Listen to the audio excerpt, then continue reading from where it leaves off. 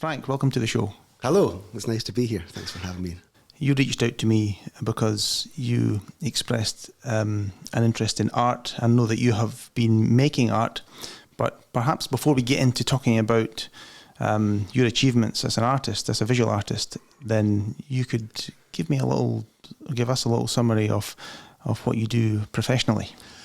Well, when people ask what I do, I say I play drums with Teenage Fanclub and I make music for film and television. So that's kind of the main things at the moment. But I've played with a few bands over the years, and for a while I was active. About 1996 I started releasing records on my own label called Shoeshine Records through in Glasgow. 7-inch singles and albums, often little projects that I was involved in, little one-off projects with other musicians in Glasgow.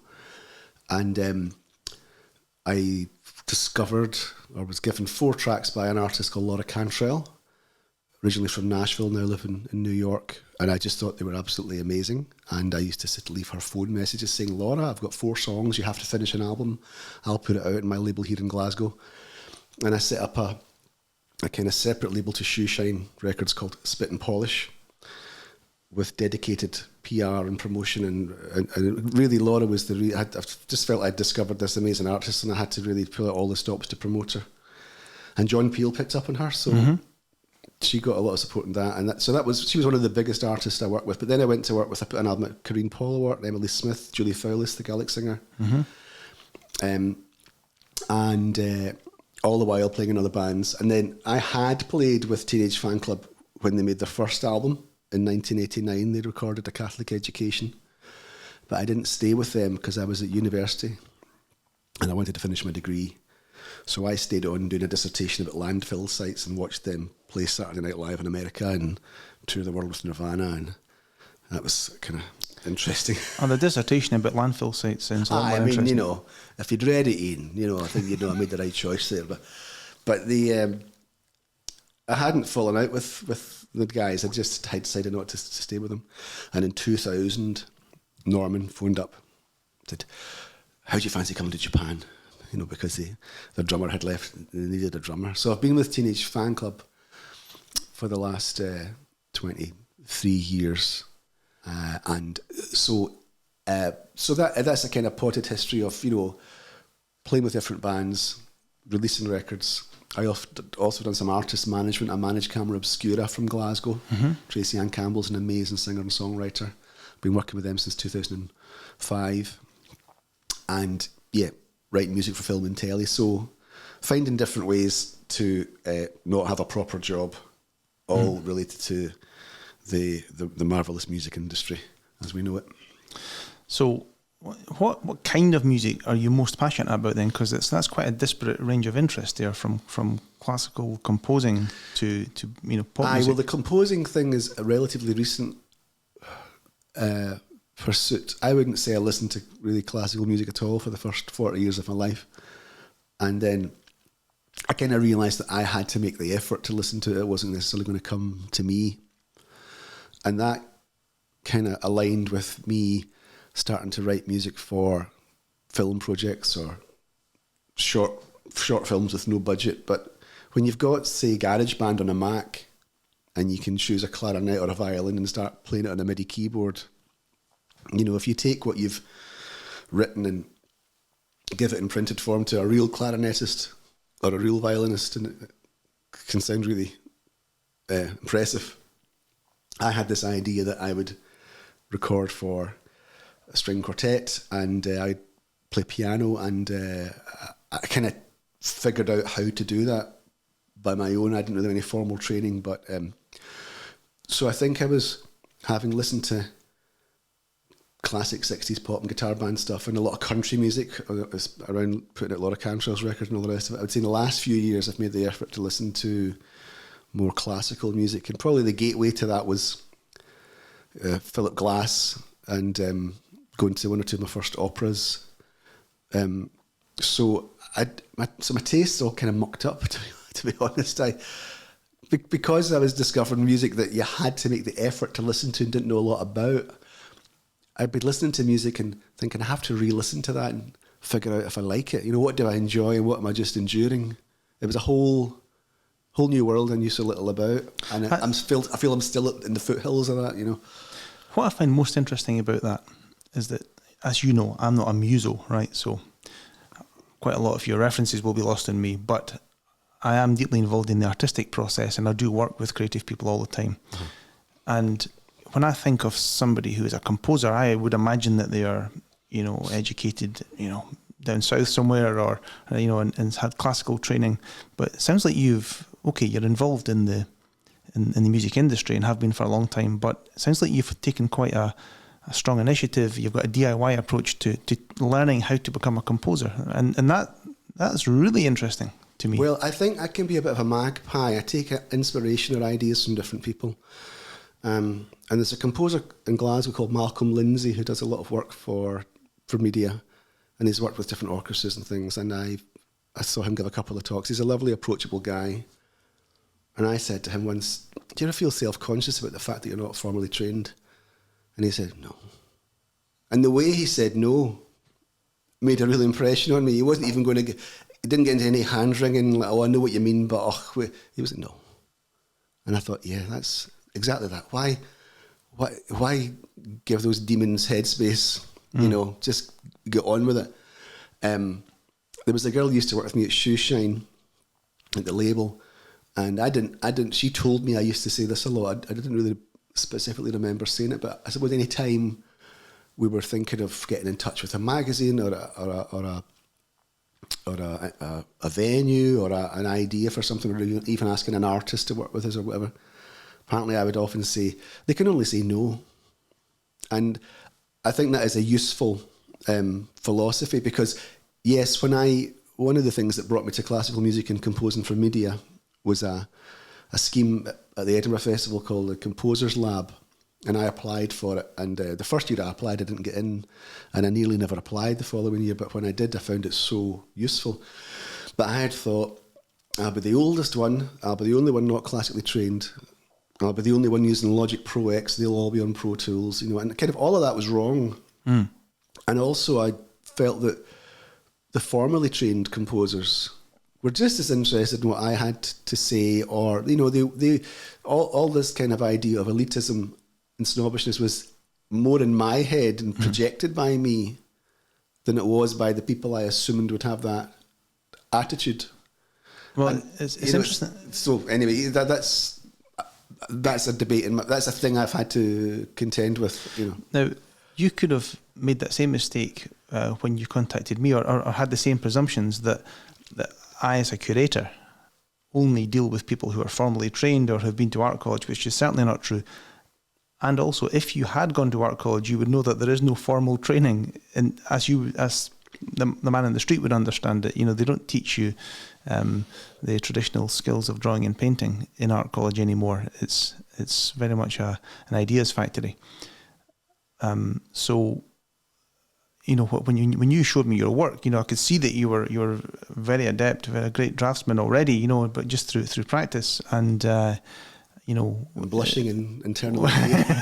Well, but I what impressed me most, though, before I even got to looking at your work, was the way that you approached me, and I hope people listening to this take a lesson from this. That too many people try to browbeat you with their CV or how great they are or their awards and this kind of nonsense, and you didn't do that. You asked me for some help and encouragement, and I, as a curator and somebody who's involved in an arts charity, I live to help people, to encourage people. That's what makes me go.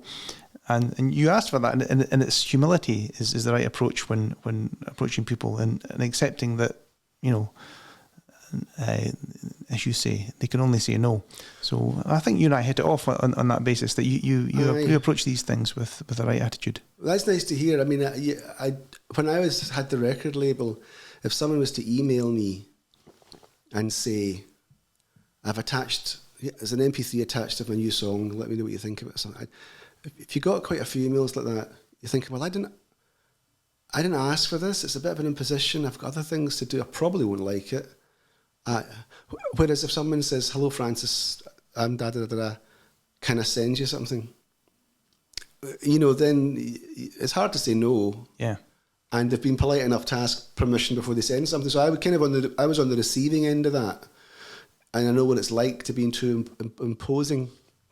But the other of course, the other thing is when I've been drawing every day for a few months, and that little voice that says they can only say no was at the back of my mind, and I had contacted the Scottish National Portrait Gallery. Mm-hmm. Now, there'd be people thinking, who on earth does he think he is contacting the Scottish National Portrait Gallery? And if I wanted the approval of those people, I wouldn't contact the Scottish National Portrait Gallery. But I'm trying not to think about those people. Say, why is he doing that?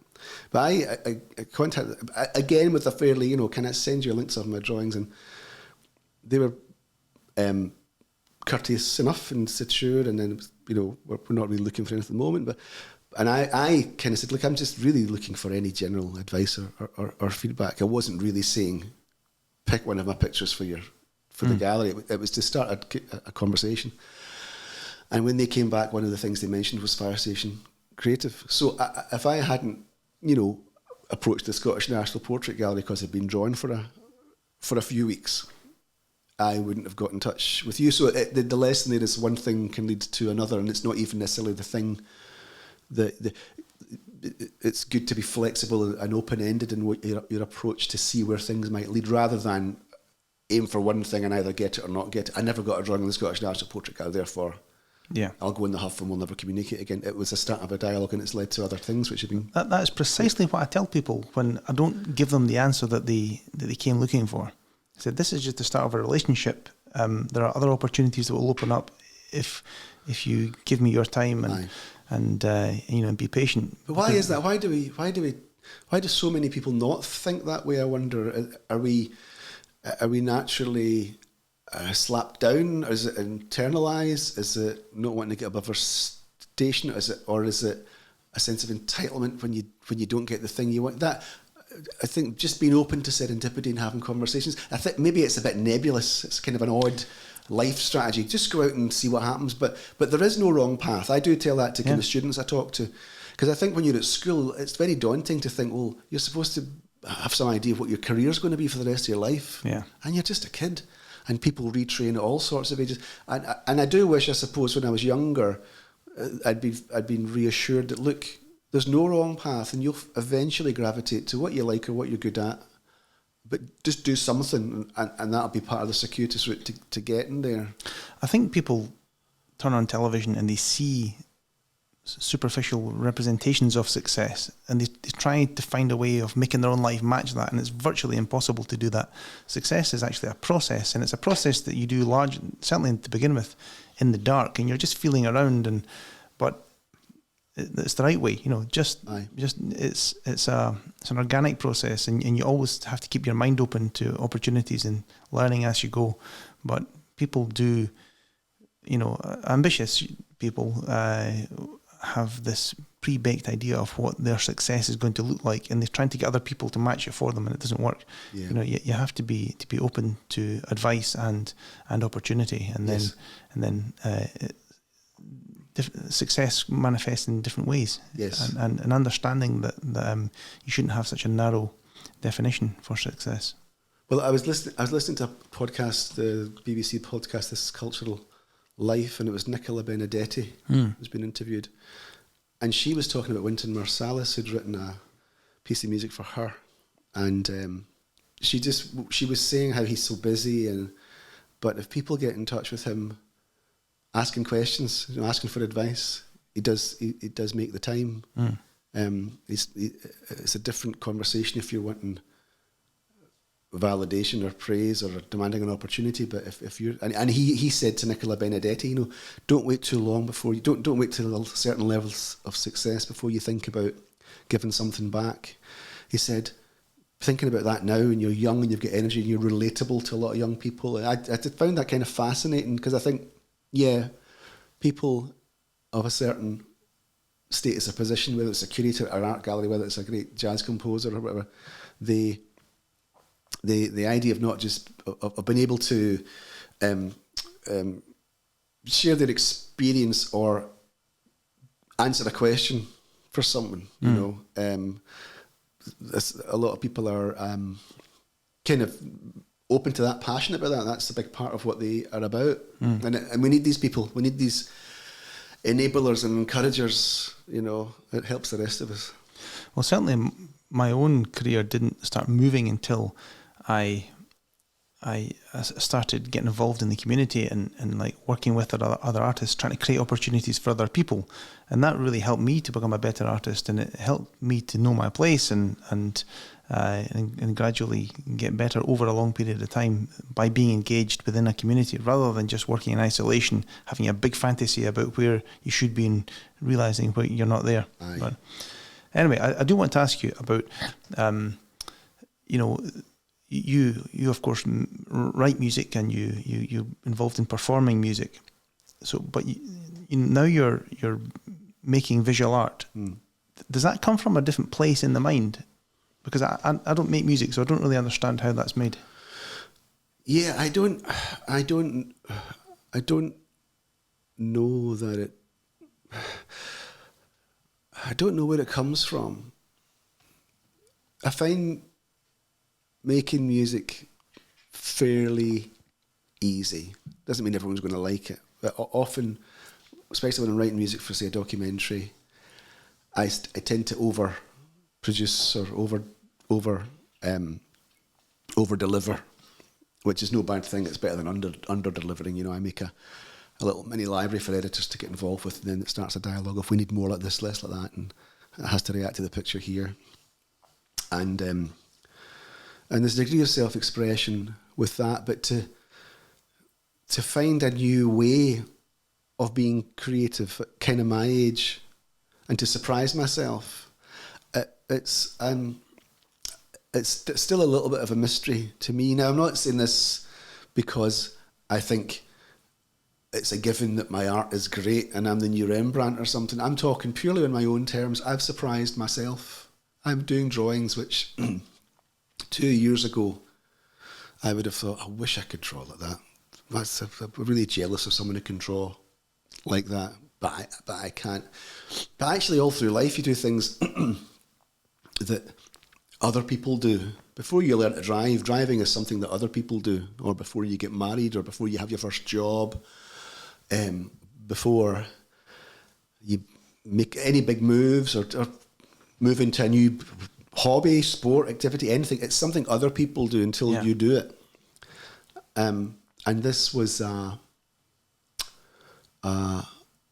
it's funny how it crept up in me, specifically the idea of creating visual art, because one of the things I like to do when Teenage Fanclub go on tour is go and visit a gallery if I can. And I was doing this more and more. I think in recent years I had this, you know, Francis, you're really lucky to be in these cities, and often you're not in them for a lot of time. And you could go into that gallery and see art that you'll never see again up close. So it's maybe worth an hour or two out of the one day you've got here to go and do that. So I started doing this in recent years when we were on tour, and we toured Europe and Australia, Japan, America. So getting to see some really interesting galleries, and also going to galleries is a bit like going to, if you were a practicing Catholic and you were touring the world, you'd always be trying to find the church on Sunday, and every church is different but the same. They've all got the Stations of the Cross, but that's unique to that church. And they've all got their own reflective atmosphere. I'm not a practicing Catholic anymore, but I can relate it to. So you go to art galleries around the world, they're all different but the same. They've got that lovely atmosphere. They've always got a nice soup and coffee, you know, in the restaurant, and you know, especially in the big ones, they've all got a Picasso or a Van Gogh or a Warhol or a Rembrandt. They're similar touchstones, but also got very unique things to them. And so I was doing that, and I think I just got in my head that I'd like to try and. I wished I could draw, not that I could. I wished I could. So anyway, my daughter had said to me a couple of years ago, "Daddy, I'm not going to buy you a sketchbook for Christmas because you asked for one last Christmas and you've never used it." And I thought, God, she's right. A whole year's. I've obviously had this idea. What do you want for Christmas, Daddy? Oh, get me a sketchbook. I'll start drawing. And a year had gone by, and I'd been too self-conscious to put a mark in the book. So, the mid-January, I was looking at a little caricature of the composer Shostakovich, and I thought, I'm going to just try and copy that line for line. And I did it, and I stuck it online, and I said, oh, look, I was trying to draw Shostakovich, and I ended up with Barry Took. And a friend of mine who lives in London, who's a very inspiring fellow, is called Harry Pye, P-Y-E, and Harry's an artist, and he works in the Tate, and he and I have written songs together and all sorts. But Harry is one of life's great encouragers as well. And Harry popped up and said, why don't you try and draw Barry Took? So I found a photo of Barry Took, and I'd also read an article in the New Yorker a few years ago about a guy that attended a life drawing class with someone, and how there was a couple of things there. One was to focus in on a detail and just try and get that right and not worry about anything else. And then almost like panning out, just trying to find what you're drawing and put it together little piece by piece. And one of the useful things he said was, if you're drawing a line, think of it like a clock face. So if someone's nose, is the nose pointing to 5 o'clock or 4 o'clock, if you're going to get that line right. So kind of breaking down the details into relatable angles. So I did this with the Barry Took photograph. What's the shape of his eyes? How far apart are they? What's the shape of the face? What is his nose doing? And I finished it, and it resembled Barry Took. It also resembled Geoffrey Howe, but that doesn't really... We'll not dwell on that. And someone said they liked it, or well done, or something encouraging, and it was kind of enough to then draw someone else. And this confidence just started to seep up from nowhere. When you were speaking about your process of creating an artwork, which is quite unusual, it doesn't, it's perfectly natural, it sounds fine. It reminded me of the playwright, is it Harold Pinter, who would start a scene just with some small detail and then work out from that detail what the play was about. And it sounds like you've found your way into this process just with a detail that interests you.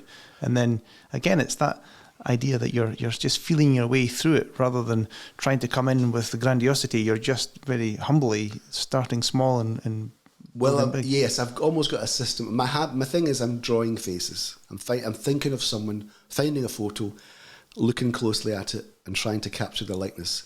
And I know I have to try other things, and I do try other subjects and other styles, but that was the thing initially. Doing that every day for a matter of weeks got me to a place I didn't think I'd get to, and got there quite quickly. I thought, on the third day, I thought I've plateaued. Is this it? But yes, I start with the eye, and the left eye usually, and then I try and get the eyes right. And if the eyes convince, hopefully the rest will convince. And if the eyes don't convince, I don't think you can save it. That's my experience. But I was drawing the composer John Tavener. I was sitting in my sitting room. I had my wee A5 drawing book out with my pencil, and I was really concentrating on these eyes. And I drew both the eyes and the eyebrows, and I was like, I need a cup of coffee. And I went through to get a coffee, and I came back and I looked at my sketchbook, and there was John Tavener's eyes looking at me. They didn't just look like a pair of eyes, it looked like John Tavener's eyes. And I thought, all right, we're off, So yes, that approach seems to work for me, rather than drawing a circle for a head and off we go, Well, I've come across many very skilled artists who often don't have the ability to capture a likeness, but that's something that's immediately apparent in your work. Your latest body of work is that you're great at capturing the likeness. So that's nice of you. You said an interesting thing to me before when we were talking about a lot of painting or drawing is looking, and I understand what you mean. Before the pencil makes a mark, actually concentrating on the thing that you're about to try and convince. Well, the problem is that the most people have an idea about how something looks, and it's a sort of low resolution assembly of parts, and then they transfer that onto the page, and it's very basic. But actually, what your eye sees is much more detailed and doesn't match your concept of what you're looking at. So I don't know if that was that clear to understand when I said that, but that you have to look closely and look again. Yes. Because what you're seeing is actually quite different to what you imagine is there. Yes. Well, the other night I was looking at a photo of I can't remember who it was in particular. I was looking at this face, and I had drawn so much of it. I was looking back at the nose, and then I was realising where the shadow was, which I hadn't registered initially. You just see the shape of the face and the eyes. And then I looked more closely again and saw, there's another shadow, and that's overlapping some of that shadow, and it's not as strong, and it's going over there. And you start to go, God, if I draw a big rounded triangle coming out the side of the nose, it'll look so odd, but that's actually on the photo. But if I get the shading right, it looks like the shading it looks like the shadow of the nose. But when you first looked at it, you maybe saw it and didn't know you'd seen it. Yeah, that's right. All these shadows and areas where the tone's different. What you're seeing is often at odds with what you want to be there. But you have to go with, if you're doing an observational drawing, then you have to go with what you're literally seeing. And there are shadows within shadows and tones and hues within shadows. Yes. And shadows are never quite as dark as you imagine them to be. And this process is true of every part of drawing. It's you have to be disciplined about recording what you're actually seeing. Yes. But as it passes through your brain, you bring your own flair to it, your own human touch, Yes. And you've certainly done that in the work that you've created. So I was very impressed when you brought your portfolio over, and we went through it all, and it was actually a great way of exploring, 20th century arts and music, because you've done such a comprehensive job of capturing all these different characters. Well, I think when I started drawing faces, initially I was like, I can draw whoever I want. Who do I want to draw? I want to draw John Craven. I want to draw John Noakes, or Manuel from Fawlty Towers, or Captain Peacock from some others, from Are You Being Served? I was thinking back to things I liked in my childhood and things that people maybe don't. Certainly like children's TV presenters that were part of the family when you're wee, and now the next generation don't know who they were.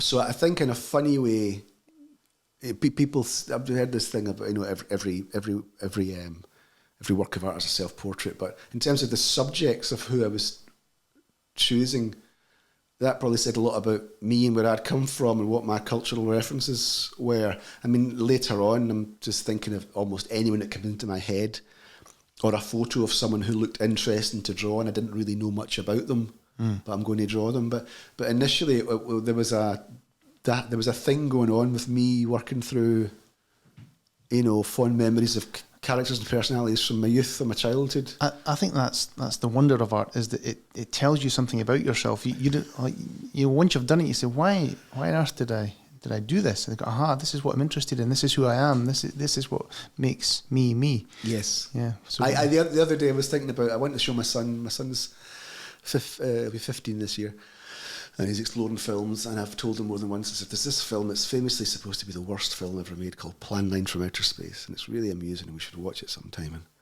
And then I was thinking, it starts with Criswell predicts, this guy in a bow tie sitting, telling you about what you're about to see, and I'm going to draw Criswell. I found a photo of Criswell, and I drew it and stuck it online, and it purely, very esoteric, purely for my own amusement, purely through just mental fireworks, how I got there. And then someone posts, is that Criswell? With a question mark, and he and I immediately have a kind of a bond, because he's seen the same ridiculous film, and he knows of all the people I've drawn, anyway, so there's a certain thing happens, as well as it brings out other ways in which you can relate to other people through the subjects you choose. Yeah. Fun.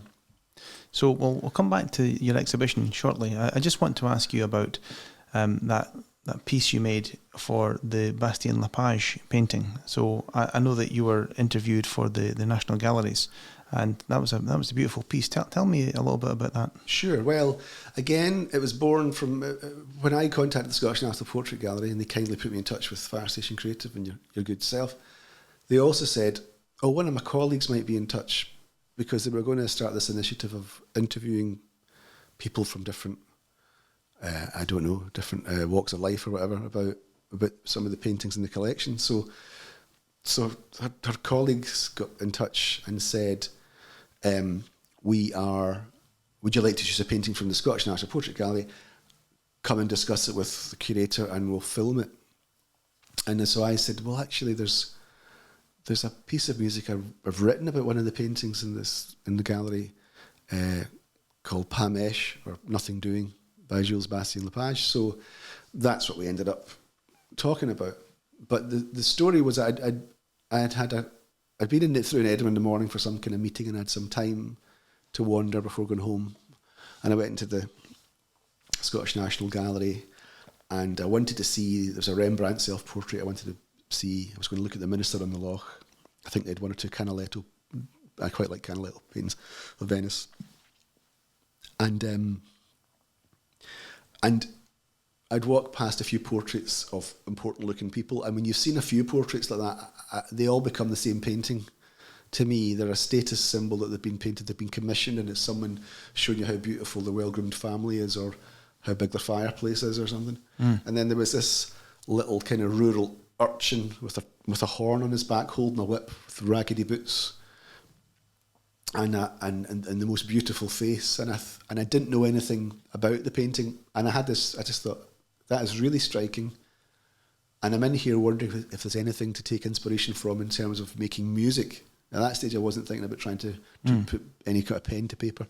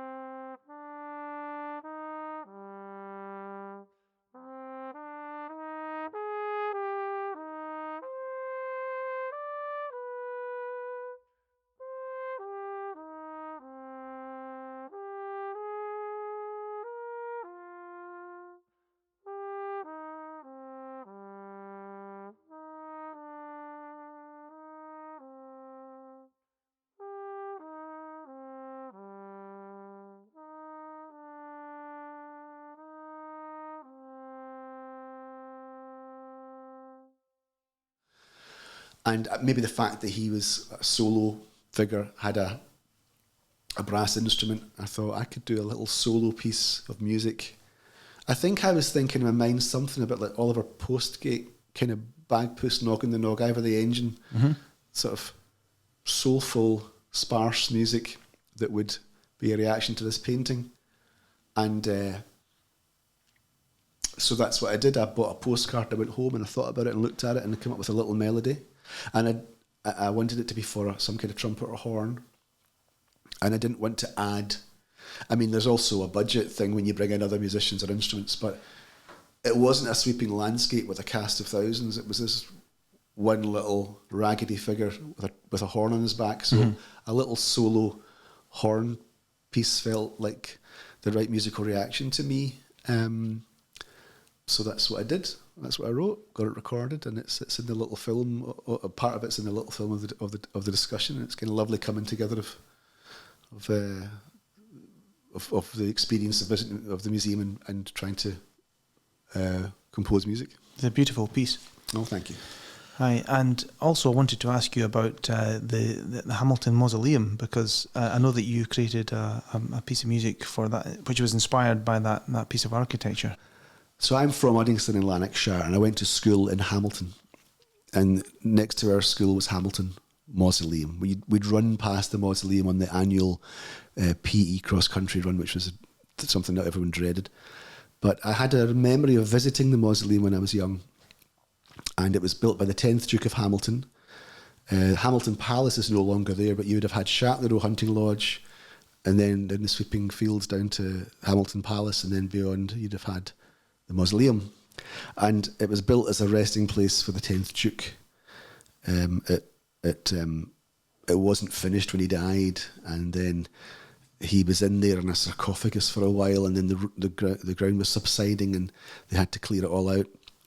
But I was in there on a visit when I was young, and one of the things about the Mausoleum was it used to hold the record for the longest echo of any man-made building. So when I was about 10 or 12 years old, the guide slammed the doors and it just echoed round this room, and it was like thunder. It was or the end of the world or something. It was so dramatic and powerful. And any time you're driving down from Glasgow down south, say the start of a tour with Teenage Fanclub or something, you drive past the Mausoleum. So it loomed large in my consciousness for a long time, and then I got this idea that it would be nice to hear music in there, or maybe nice to record music in there, or maybe nice to record music that you've written to be performed in there. And then I got the idea of different stories to do with the whispering walls and the stone lions at the back of the Mausoleum, or the 10th Duke himself, who was quite a character. And the idea for a kind of an album took place. I got hold of the best musicians I could, a string quartet and a harp. And I wasn't going to be playing piano this time. I was just going to not hold things up, just let the professionals go on with it. And we booked this. We had one day of rehearsal, one day recording, and we got it done. And a year after all that, we had a concert performing the music in the Mausoleum, which was really special. It was a lovely thing to do. I love doing that, and it's there now as a document. So, was the music inspired primarily from the acoustics or within the Mausoleum, or was it the architecture, the visual impact of it, or was it both? It was both, but it was. So I was looking for jumping off points in terms of stories for each individual piece, but I knew that the sound in there is quite chaotic. I think they used to try and have religious services, and it wouldn't work because you couldn't make out what the priest was saying after a while, because the echoes would tumble over each other, and you'd sound like Charlie Brown's school teacher if you were trying to talk. So I knew the music had to have a lot of space, and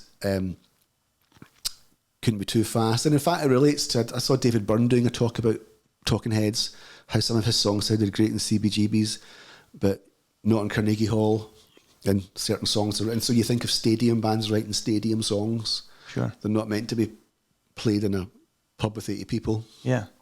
And how then religious classical music or organ music couldn't be too fast and spiky in a cathedral, because the music would get lost. So actually the music starts to be kind of dictated by its venue. So that went on with this. There was the only piece that's kind of fast is the 10th Duke, and the whole point is it's a bit of a folly. It's meant to be wrong. What you said reminded me of a conversation I had with a man I was sitting next to on a plane coming back from New York, and he was on his way to Bilbao because he was the lighting designer for Frank Gehry. And I was somewhat overawed, being a young man, a young art student. But he was very down-to-earth, the guy, and he explained to me that most visual artists don't consider where their artwork is going to be hung when they create the work, because the lighting conditions within their studio can be quite different from the different museums that it'll be, or galleries that it'll be displayed in. And experiments were run to show how dramatically a painting can be changed by the lighting conditions. So obviously music is subject to the same impact of environment. Yes. And you've touched on one of my frustrations when I visit a gallery, and I'm sure you've got the same thing, is when the paintings are too high, too dark to see, or there's too many in it. There's a row of them, and the one at the top's too far away. The ones at eye level are the ones you can appreciate more. That kind of bugs me, especially I'm thinking I might never get to see this again. I can't really see it as well as I'd like to. What I hate are spotlights shining off of 500-year-old varnish, and it just obliterates the detail in the painting. Yes. it's something that, established museums get wrong all the time. But it can't be easy to manage. Lighting is an art form all of its own, I suppose. Yes. But anyway, we're mainly here today to promote your exhibition, which is called Everyday Art. Everyday Art by Francis Macdonald, and it will be on display at the Abbott House workshop space in Dunfermline on the Maygate. So that is from the 1st to the 10th of September. Yes. Now, this exhibition is taking place during the Outwith Festival. Your show actually starts before the Outwith Festival starts, which is from the 5th to the 10th of September. So tell me what your expectations are about this, because it's your first solo exhibition, really, isn't it? Yes, I mean, I don't have high expectations or unrealistic expectations. I'm thrilled that it's happening at all. I'm really looking forward to seeing my pictures framed. I'm really looking forward to seeing a selection of them in an environment where they can be kind of viewed as a selection, as a piece. It's called Everyday Art because I create art every day, some form or another, and it goes in a pile in the room, and there's loads of them, and to actually stop and pick out one of the nice things about doing so many is hopefully when you've got to pick a few that you've got a lot of choice. But I for really selfish reasons, I'm really looking forward to seeing them framed or on the wall. But I'm looking forward to seeing how other people react to them. Again, I don't have presumptions in that regard. I think some people might think, why has this guy got an exhibition? Or I don't like them. And that's the nature of art. If we all like the same things, it'd be quite a dull world. Nobody's going to think that. It's wonderful work, believe me. Okay, but anyone that comes and appreciates it, and I'm going to think, gosh, a year and a half ago when my daughter was, saying she wasn't going to buy me another drawing book because I never use it, and now here I can see people enjoying this, and I've stuck my head above the parapet and done it, and with kind help able to make it happen.